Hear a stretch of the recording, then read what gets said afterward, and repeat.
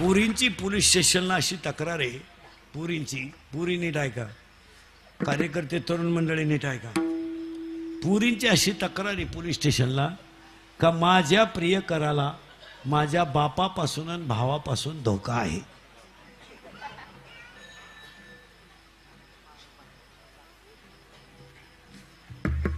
जागे आहे ना तुम्ही? तुमचं बंद होईल 2 मिनिटात. जगातला कोणता बाप आहे, कोणता बाप आहे जगातला का तो मुलीचा आरोपी होईल? आणि जर मुलगी बापाला आरोपीच ठरवत असेल तर जगातल्या कोणत्या बापानं काय म्हणून मुलीचं पालन पोषण करावं, काय म्हणून मुलीची जबाबदारी घ्यावी? अरे मुलगी शाळेतून उशिरा आली तर दरवाजाच्या आत न जाणारा बाप तिचा आरोपी कसा असेल? कसा असेल? पेपर सुटल्याबरोबर गाडीवर घरी घेऊन येणारा आणि कसा पेपर गेला हे विचारणारा बाप तिचा आरोपी असेल. आता हे तरुण पोर आहेत, आपली बहिणीसाठी बहिणीकडे कोणी वाईट नजरेनं पाहिलं तर त्याचे डोळे काढून टाकण्याची ताकद भावात आहे. मला सांगा, भाऊ बहीण 9वीला आहे, भाऊ 10वीला आहे, बहिणीला शाळेत घेऊन जातोय, बहिणीचा तास सुटेपर्यंत शाळेच्या अंगणात बसून राहतोय, दुपारी बहिणीबरोबर जेवतोय, आकृत्या काढून देतोय, बहिणीला रक्ताचं नातं म्हणून जवळचं सांभाळतोय. ती बहीण जर भावाला आरोपीच ठरवत असेल तर जगातला कोणता भाऊ बहिणीवर विश्वास ठेवेल? तुम्ही 1-2 मिनिटं विचार करा ना. आपली बहीण 10वीला आहे, रविवारी तिला तास होता, आपल्याला सुट्टी होती, तरी आपण तिच्यासाठी शाळेत गेलो. येताना सायकल पंक्चर झाली, आपण तिचं दप्तर सायकलीला टांगलं, ती मोकळी चालली ना आपण लुटीत चाललो. ती म्हणली, सर आहे पप्पा मला उद्या वही पूर्ण करायची आहे. आपण लवकर उठलो तिचा गृहपाठ पूर्ण करून दिला. अगं दिदी तुला सर मारणार नाही याची जबाबदारी माझी, मी आकृत्या काढून देतो, तू फक्त आकृतीला नावं दे, बाकी संपलं. कोणत्या आकृत्या मला खून करून दे. सांगा, आज बहीणच जर भावाला आरोपी ठरवत असेल तर जगातला कोणता भाऊ बहिणीवर विश्वास ठेवेल? तुम्ही 2 मिनिटं डोक्याला ताण द्या ना बसलेली माणसं. आणि दुसरा एक मुद्दा आहे, जर बहीण भावाला आरोपीच ठरवत असेल तर त्या भावालाही समाजामध्ये काही किंमत आहेच ना. त्याचे मित्र, त्याचा परिवार त्याला काय म्हणत असेल? मी तर ह्या विचाराचा माणूस आहे, बहीण जर भावाला आरोपी ठरवत असेल तर त्या दिवशी तो भाऊ संपलेला असेल. हे हाणल्या पाहिजेत 5-6 दिवसातून एकदा, एक 8-10 दिवसातून यांचे थोबाड फोडले पाहिजे. मुलगी हाणायलाच पाहिजे, यावर तुमचं मत काय?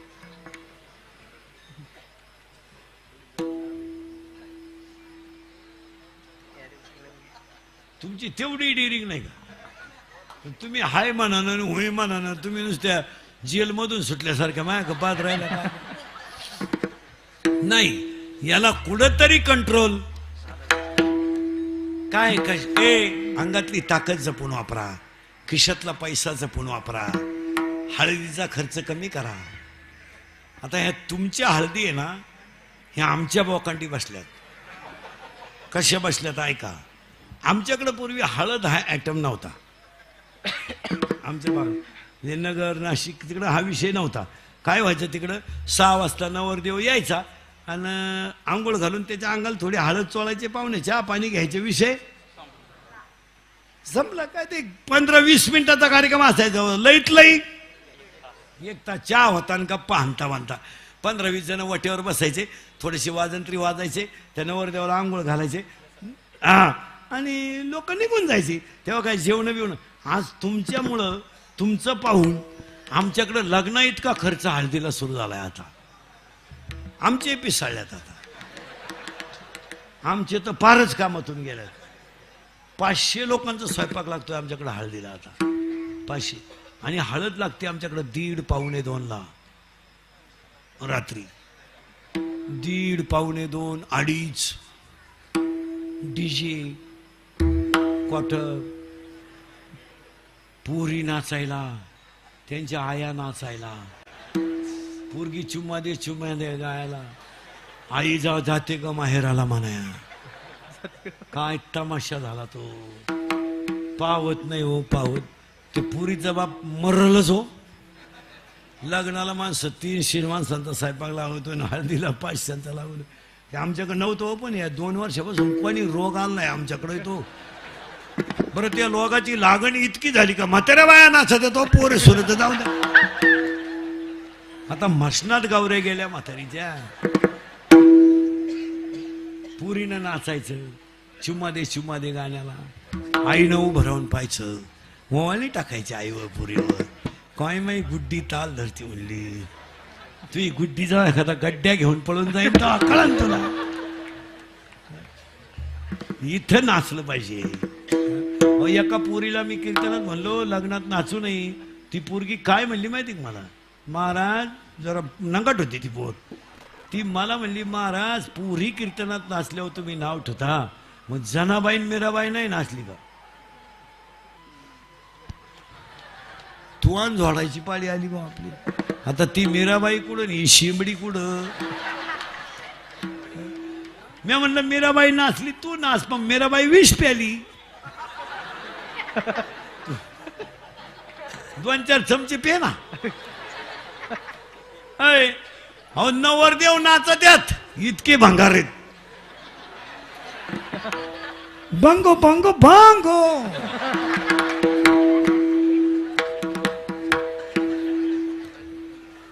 विनोद हा.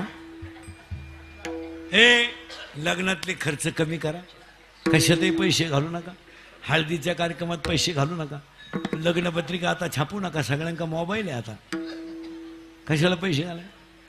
चांगले बसून लोक जेवत होते, आता उभ्यानं जेवण सुरू केलं, हलकट क्वालिटीचं. आणि ते वरड नाला एक ताटली हातात घेत भात, एकाला भातच सापडलं नाही, ती ताटलीच घेऊन घरी गेला. चांगले गोल गुलाबजांबू होते, कोणत्या बापाचं काय गेलं, गुलाबजांबूच लांबकुळा केला, काय केलं तर बापा. आता असं नाही राहिला, चांगले बुंदीन गुलाबजांबू सेपरेट होते, मारली झक, केले एकत्र राजा राणी, राजा एवढा आणि राणी एवढी. राजाला कळलं सुद्धा नाही राणीची टाकली का मुका घेऊन